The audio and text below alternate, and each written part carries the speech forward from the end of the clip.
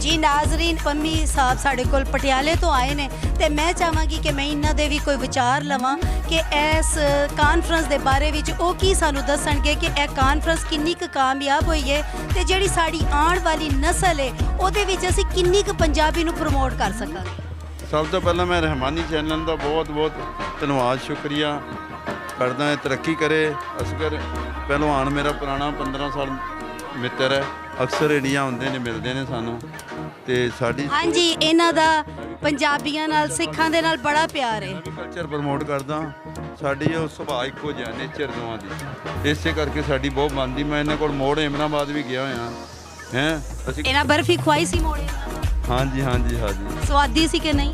उस वर्गी बर्फी अज तक खाधी नहीं करती। फिर दोबारा खाइए चल के अज इन्हां कोल। हाँ बीजा हैगा मेरे को गुजरांवाले दा। सही है जी। ते हुण सानू ये दसो कि साड़ी आने वाली जड़ी पोध है जड़ी पैंटा शर्टा पा के फिरती है ते जेड़ा वे इंग्लिश नू ज़्यादा प्रमोट करना चाहती है, मावां भी जड़ियां अजकल दियां ने वो चाहदियां ने साडे बच्चे इंग्लिश बोलन, ते तुसी की आखोगे कि ए पंजाबी असी कन्वर्ट कर सकांगे अपने बच्चियां दे विच?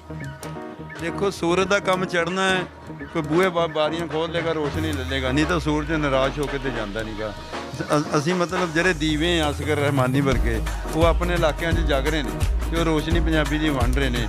ਅੱਜ ਵੱਡਾ ਸੂਰਜ ਚੜ੍ਹਿਆ ਇਸ ਵੇਲੇ, ਉਹਦੇ ਤੁਸੀਂ ਵਧਾਈ ਦੇ ਪਾਤਰ ਹੋ। ਤੇ ਇਹ ਮੈਂ ਕਿਤਾ ਜਾਣੀ ਹੈ ਕਿਉਂਕਿ ਹੁਣ ਸੋਸ਼ਲ ਮੀਡੀਆ ਨੇ ਨਾ ਦੁਨੀਆ ਇੱਕ ਕਰਤੀ ਹੈ। ਹੁਣ ਉਹ ਜਿਹੜੇ ਅਸੀਂ ਹੱਦਾਂ ਤਾਂ ਹੈਗੀਆਂ ਆਪਣੀ ਥਾਂ, ਪਰ ਸੋਸ਼ਲ ਮੀਡੀਆ ਲਈ ਇਹਨਾਂ ਚੈਨਲਾਂ ਲਈ ਤਾਂ ਕੋਈ ਹੱਦ ਨਹੀਂ ਨਾ ਜੀ। ਬਿਲਕੁਲ ਸਹੀ ਤੁਸੀਂ ਕਹਿ ਰਹੇ ਹੋ। ਰੱਜ ਕੇ ਜਿਵੇਂ ਲਿਆ ਜਾ ਰਿਹਾ ਹੈ ਤੇ ਇਸ ਕਰਕੇ ਹੁਣ ਸਾਨੂੰ ਸਮੇਂ ਨਾਲ ਬਦਲਣਾ ਪੈਣਾ ਕਿ ਮੈਂ ਪੈਂਟਾਂ ਕਮੀਜ਼ਾਂ ਵਾਲੀ ਐਡੀ ਗੱਲ ਇੰਨੀ ਪੰਜਾਬੀ ਨਾ ਛੱਡੋ, ਪਹਿਰਾਵਾ ਵਕਤ ਨਾਲ ਸਮੇਂ ਨਾਲ ਮਾਫ ਕਰਨਾ। ਤੁਹਾਡੇ ਬੁਰਕਾ ਘਟ ਕੇ ਹਾਂਜੀ ਨਹੀਂ ਪਾਣਾ ਚਾਹੀਦਾ ਹੈ, ਉਹਨੂੰ ਨਹੀਂ ਮੈਂ ਕਹੂੰਗਾ, ਮੈਂ ਉਹਦੇ ਖਿਲਾਫ ਕੋਈ ਨਹੀਂ ਗਾ। ਲਿਬਾਸ ਦੇ ਖਿਲਾਫ ਤੇ ਕੋਈ ਨਹੀਂ ਜਗ੍ਹਾ ਲਿਬਾਸ ਦਾ ਮੁੱਦਾ ਹੀ ਨਹੀਂ। ਆਪਾਂ ਅਸਲੀ ਮੁੱਦੇ ਤੋਂ ਨਾ ਭਟਕੀਏ। ਦੁੱਖ ਇਸ ਗੱਲ ਦਾ ਹੈ ਵੀ ਦੇਸ਼ ਦੀ ਵੰਡ ਦੇ ਨਾਲ 47 ਦੇ ਵਿੱਚ ਭਾਸ਼ਾ ਦੀ ਵੀ ਵੰਡ ਹੋ ਗਈ। ਉਰਦੂ ਨੂੰ ਮੁਸਲਮਾਨਾਂ ਦੀ ਸ਼ਾਹਮੁਖੀ ਭਾਸ਼ਾ ਕਹਿ ਦਿੱਤਾ ਗਿਆ ਤੇ ਗੁਰਮੁਖੀ ਨੂੰ ਸਿੱਖਾਂ ਦੀ ਕਹਿ ਦਿੱਤਾ ਗਿਆ। ਇਹ ਦੁੱਖ ਜ਼ਿਆਦਾ ਵੱਡਾ ਹੋਇਆ ਜਿਹੜਾ ਅੱਜ ਤੱਕ ਜਿਹਦਾ ਸੰਤਾਪ ਹੰਢਾ ਰਹੇ ਹਾਂ। ਤੇ ਮੈਂ ਤਾਂ ਇਹੀ ਸੁਨੇਹਾ ਦੇਣਾ ਚਾਹੁੰਦਾ, ਇੱਕ ਦੂਜੇ ਨੂੰ ਜੇ ਸਮਝਣਾ ਹੈ ਦਿਲਾਂ ਦੀ ਗੱਲ, ਅਸੀਂ ਖੁੱਲ੍ਹੇ ਮਨ ਨਾਲ ਸ਼ਾਹਮੁਖੀ ਉਰਦੂ ਦੀ ਭੈਣ ਸਿੱਖੀਏ ਤੇ ਤੁਸੀਂ ਗੁਰਮੁਖੀ ਸਿੱਖੋ। ਕਿਉਂਕਿ ਜੇ ਇੱਧਰਲਾ ਪੰਜਾਬ 5 ਗੁਣਾ ਵੱਡਾ ਹੈ, ਨੈਚੁਰਲ ਹੈ, ਉਹਦੇ ਕੋਲ ਵੱਡਾ ਸਾਰਾ ਸਾਹਿਤ ਲਿਟਰੇਚਰ ਕਲਚਰ ਇੱਧਰ ਪਿਆ। ਸਾਡੇ 175 ਗੁਰਦੁਆਰੇ ਨੇ, ਸੂਫੀਜ਼ਮ ਹੈ, ਤਾਂ ਅਸੀਂ ਵੀ ਸਿੱਖ ਰਹੇ ਹਾਂ। ਮੈਂ ਵਾਹਵਾ ਜਾਣ ਗਿਆ, ਹੋਰ ਕੁਛ ਲਗਾਤਾਰ ਜਾਰੀ ਨੇ। ਪਰ ਜਿਸ ਹਿਸਾਬ ਨਾਲ ਸਾਡੀ ਯੂਥ ਨੂੰ ਸਿੱਖਣਾ ਚਾਹੀਦਾ ਹੈ, ਉਰਦੂ ਦੀਆਂ ਕਲਾਸਾਂ 'ਚ ਮਿਲਦੇ ਨਹੀਂ। ਅੱਜ ਕੱਲ੍ਹ ਤਾਂ ਜੀਵੇ ਸਾਂਝਾ ਪੰਜਾਬ ਦੀ ਟੀਮ ਔਨਲਾਈਨ ਕਲਾਸਾਂ ਲਾ ਰਹੀ ਹੈ, ਸ਼ਾਹਮੁਖੀ ਸਿਖਾ ਰਹੀ ਹੈ, ਗੁਰਮੁਖੀ ਸਿਖਾ ਰਹੀ ਹੈ, ਪਰ ਉੱਥੇ ਘੱਟ ਆ ਰਹੇ ਨੇ। ਤੁਸੀਂ ਭਾਗਾਂ ਵਾਲੇ ਹੋ, ਤੁਸੀਂ ਗੁਰਮੁਖੀ ਸਾਡੇ ਨਾਲੋਂ ਵੱਧ ਸਿੱਖ ਗਏ ਹੋ ਹੈ, ਤੇ ਅਸੀਂ ਉਹਦੇ ਮੁਕਾਬਲੇ ਤੁਹਾਡੇ ਸ਼ਾਹਮੁਖੀ ਉਨੀ ਨਹੀਂ ਸਿੱਖੀ ਜਿੰਨੀ ਤੁਸੀਂ। ਕੱਲ੍ਹ ਵੀ ਮੈਂ ਸਟੇਜ 'ਤੇ ਗੱਲ ਕੀਤੀ ਸੀਗੀ ਹੈ, ਤੇ ਬੜਾ ਅੱਛਾ ਲੱਗਾ।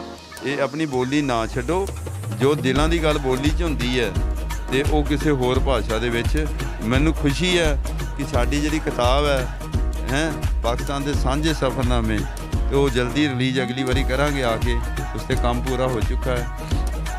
ਅੱਜ ਜਿਹੜੀ ਕਿਤਾਬ ਸਾਡੀ ਰਿਲੀਜ਼ ਹੋਈ ਹੈ ਮੇਰੇ ਯਾਰ ਦੀ, ਗੁਰਚਰਨ ਸਿੰਘ ਬਨਵੈਤ ਦੀ, ਕੈਨੇਡਾ ਟੂ ਕਰਤਾਰਪੁਰ ਜਰਨੀ ਹੈ। ਉਹਦੇ ਵਿੱਚ 2 ਮਹੀਨੇ ਦਾ ਸਫ਼ਰ ਹੈ, ਯੂਰਪ ਕੰਟਰੀ ਤੋਂ ਮੁਸਲਿਮ ਦੇਸ਼ਾਂ 'ਚ, ਇਰਾਨ ਬਾਰਡਰ 'ਚ ਪਾਕਿਸਤਾਨ ਆਉਣਾ, ਲੋਕਾਂ ਦਾ ਪਿਆਰ ਮੁਹੱਬਤ ਦਾ ਇਜ਼ਹਾਰ ਹੈ, ਪ੍ਰਗਟਾਵਾ ਕੀਤਾ ਉਹਦੇ ਵਿੱਚ। ਤੇ ਉਹ 20,000 ਕਿਲੋਮੀਟਰ ਦਾ ਸਫ਼ਰ ਹੈ, ਤੇ ਪਹਿਲੀ ਵਾਰੀ ਕਿਸੇ ਨੇ ਐਡੀ ਵੱਡੀ ਯਾਤਰਾ ਕੀਤੀ ਸੀਗੀ। ਉਹ ਬੁੱਕ ਪੜ੍ਹ ਕੇ ਤੁਹਾਨੂੰ ਬੜਾ ਮਜ਼ਾ ਆਏਗਾ। ਉਹ ਉਹਨਾਂ ਨੇ ਇੰਗਲਿਸ਼ ਵੀ ਟਰਾਂਸਲੇਟ ਕਰਵਾਈ ਹੋਈ ਹੈ, ਤੇ ਉਹਦੇ ਵਿੱਚ ਸਾਡੇ ਵੀ ਸਫ਼ਰਨਾਮੇ ਨੇ। ਜਦੋਂ ਅਸੀਂ 2019 'ਚ ਆਏ ਹਾਂ 550 ਸਾਲਾ ਗੁਰੂ ਨਾਨਕ ਦੇਵ ਜੀ ਸੈਲੀਬ੍ਰੇਸ਼ਨ 'ਤੇ, ਉਹਦੇ ਵਿੱਚ ਦਿੱਲੀ ਤੋਂ ਨਗਰ ਕੀਰਤਨ ਨਨਕਾਣਾ ਸਾਹਿਬ ਆਇਆ ਸੀਗਾ। ਜੀ ਠੀਕ ਦੇਵਾਂਗਾ ਵੀ ਜਿਵੇਂ ਕਰਤਾਰਪੁਰ ਲਾਂਘਾ ਖੋਲ੍ਹਿਆ, ਸੰਗਤਾਂ ਨੂੰ ਵੱਧ ਹੁੰਗਾਰਾ ਦੇਣਾ ਚਾਹੀਦਾ। ਇਸ ਟਾਈਮ ਹੁਣ ਐਵਰੇਜ ਰੇਸ਼ੋ 50 ਦੇ ਕਰੀਬ ਰਹਿ ਗਈ ਹੈ, ਜਿਹਦਾ ਬੜਾ ਦੁੱਖ ਹੈ। ਇਹ ਗਿਣਤੀ ਵਧਣੀ ਚਾਹੀਦੀ ਹੈ। ਜੀ ਠੀਕ ਹੋ ਗਿਆ, ਬਹੁਤ ਸ਼ੁਕਰੀਆ ਤੁਹਾਡਾ।